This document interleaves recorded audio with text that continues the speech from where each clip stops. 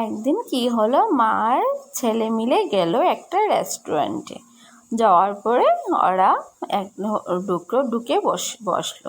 তো বসতে না বসতেই খাওয়ার এসে গেল একটা জুস।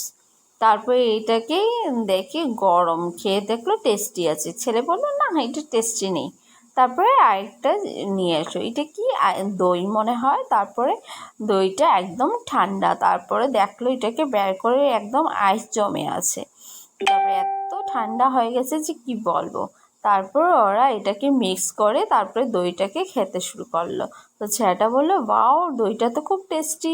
তারপরে মা বললো খুব টেস্টি। তারপরে আবার এসে গেল কি ফ্রুটসের সঙ্গে বিভিন্ন ধরনের জিনিস মেশানো। এটা খেয়ে দেখছে ওয়াও, এটাও তো খুব টেস্টি।